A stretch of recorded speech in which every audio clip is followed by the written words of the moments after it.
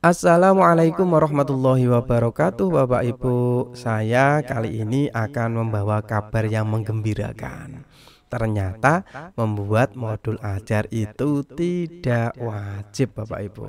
Terus yang wajib apa? Lah, saya mendengar langsung ketika mengikuti webinar yang diisi oleh Bapak Yogi Anggraina, yaitu Koordinator Pengembang Kurikulum Pusat. Yang ngotak-ngatik tentang kurikulum merdeka itu beliau, Bapak Ibu.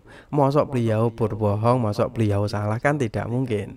Tentu kita tidak boleh memahaminya secara sepotong. Nanti akan kita coba bahas bersama, Bapak Ibu, setelah kita mendengarkan langsung pernyataan dari Bapak Yogi Anggraina. Oh, kurikulum merdeka malah nambahin administrasi. Enggak, Ibu Bapak. Modul ajar itu sebagai alat bantu perangkat pembelajaran. Bagi siapa? Bagi guru-guru yang masih bingung mau ngajar seperti apa, tinggal pakai contoh yang kita siapkan. Nggak usah bikin lagi Ibu Bapak, repot-repot diduplikasi. Tinggal download bagi Ibu Bapak itu yang belum bisa. Kalau mau ngajar, pertama harus ngapain, sudah kita siapkan modul ajar. Jadi modul ajar itu bukan sesuatu yang harus wajib dibuat oleh Ibu Bapak. Modul ajar yang perlu dibuat oleh Bapak itu adalah perencanaan pembelajaran. Standarnya sudah kita tuangkan, panduan sudah kita jelaskan. Yang perlu disusun dalam Ibu Bapak dalam perencanaan pembelajaran itu cukup 3 komponen. Tujuan, langkah-langkah, asesmen. Mau jadi 1/4 halaman silahkan, 1 halaman silahkan. Yang penting ada 3 komponen itu, tujuan, langkah-langkah, asesmen. Lalu kenapa pemerintah menyiapkan modul ajar? Karena kami perlu membantu guru-guru yang masih mengalami kesulitan. Kalau mau mengajar itu seperti apa, langkah seperti apa, kita siapkan. Makanya kita komprehensif. Mungkin jadi dalam ini justru kami ingin lebih menyederhanakan lagi perencanaan pembelajaran itu cukup 3 komponen. Kami nggak ingin ngerjain Ibu Bapak. Justru kami itu percaya kepada Ibu Bapak. Kalau kami percaya jangan terlalu banyak aturan yang kami berikan. Gimana Bapak Ibu? Sudah mendengar langsung dari Pak Yogi Anggraina. Sebenarnya ternyata kurikulum merdeka itu tidak banyak aturan. Sebenarnya kurikulum merdeka itu tidak memberatkan. Kita sendiri sebagai guru yang merasa terbebani. Kenapa? Karena kita salah persepsi. Kita masih dengan pola pikir lama yang semuanya harus serba seragam, semuanya harus serba sama. Makanya ketika ada IHT, kadang-kadang ya Bapak Ibu, mungkin tidak semuanya, kalau ada IHT pelatihan kurikulum merdeka itu malah yang difokuskan malah bagaimana cara membuat perangkat. Padahal sebenarnya yang paling esensi adalah bagaimana cara kita nanti mengajar, bagaimana cara kita memperlakukan murid ketika dalam pembelajaran. Dari yang disampaikan oleh Pak Yogi Anggraina tadi, paling tidak ada 4 hal penting ya Bapak Ibu. Yang pertama, bahwa perangkat pada kurikulum merdeka nanti bersifat sederhana, tidak memberatkan. Kemudian juga secara langsung, secara to the point tadi dikatakan bahwasanya modul ajar itu tidak wajib dibuat oleh para guru. Terus kenapa kok ada modul ajar? Tadi Pak Yogi sudah menyatakan bahwasanya modul ajar, contoh modul ajar yang dibuat itu adalah untuk guru-guru yang belum bisa menyusun perencanaan pembelajaran. Mungkin ada guru saya nanti ngajarnya itu ngajar apa toh, caranya apa toh. Nah, untuk guru-guru yang belum bisa membuat perencanaan sendiri itu loh, dibuatkan contoh, tinggal pakai, tinggal di print, nggak usah diedit, nggak apa-apa. Yang penting dibaca, yang penting dipahami. Kalau hanya diambil di print ya tetap enggak ada fungsinya. Tapi kalau sudah dipahami, oh ternyata ngajar saya materi perkalian tuh nanti langkah-langkahnya seperti ini toh lah. Itu sudah dibuatkan contoh oleh pemerintah. Tapi untuk kita para guru yang sudah sering membuat RPP, tentu untuk membuat perangkat pembelajaran itu tidak asing lagi, dan apalagi nanti dipermudah. Yang wajib dibuat oleh kita para guru adalah perencanaan pembelajaran. Ini sesuai yang tertera di dalam standar proses. Di standar proses juga tidak disebutkan Bapak Ibu, tidak ada kata modul ajar, itu tidak ada. Yang ada adalah perencanaan pembelajaran. Cara membuatnya gimana? Kok katanya mudah? Memang mudah Bapak Ibu. Nanti akan kami sebutkan langkah-langkahnya. Yang penting adalah yang diinginkan oleh pemerintah adalah guru itu tidak usah fokus bagaimana administrasi, tetapi kita itu mempelajari tentang esensi. Kurikulum Merdeka ini hadir, esensinya itu apa toh? Sebenarnya gitu kan?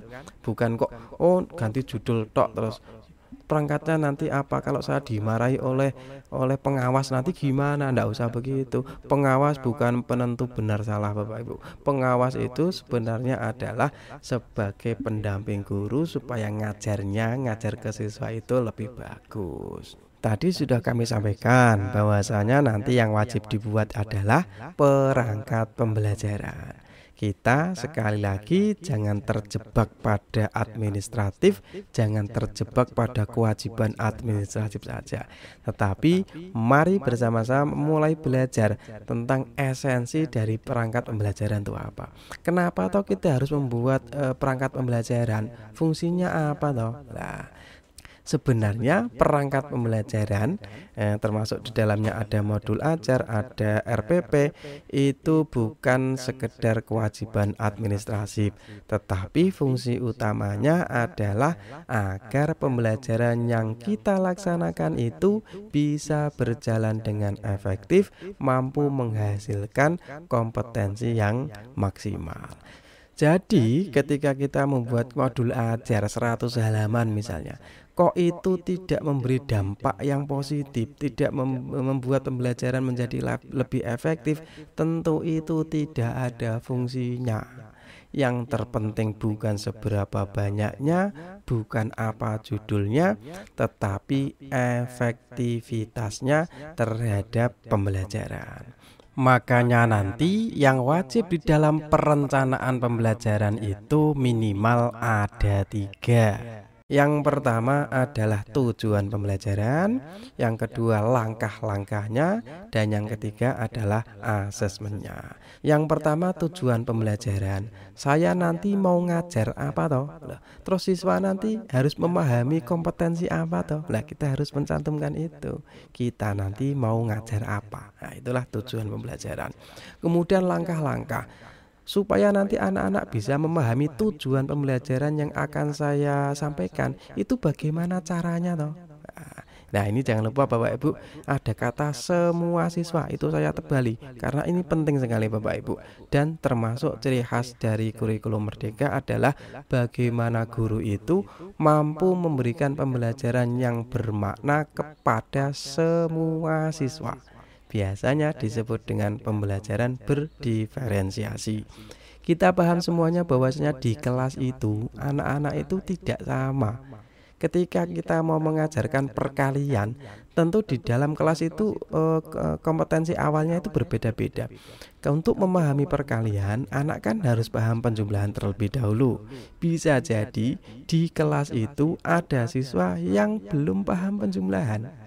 Bagaimana mungkin anak itu kita ajarkan perkalian kalau penjumlahan saja belum paham?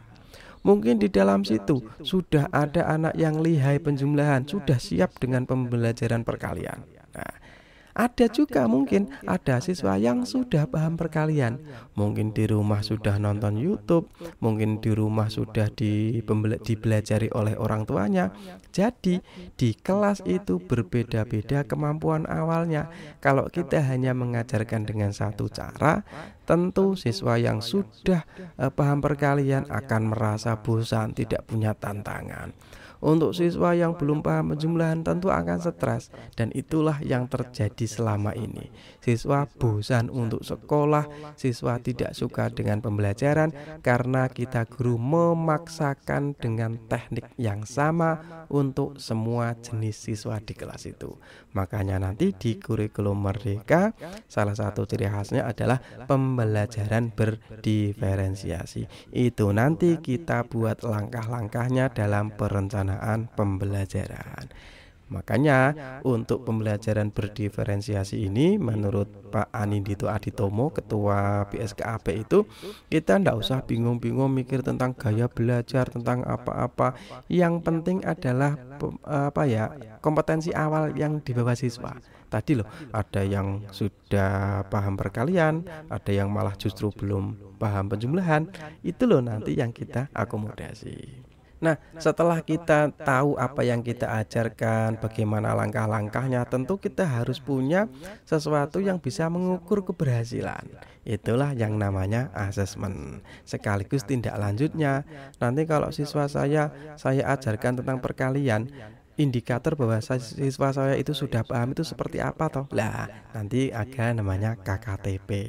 Terus kalau ada siswa yang tidak mencapai KKTP, nanti harus saya apakan toh? Nah, itu nanti ada konsep remedial.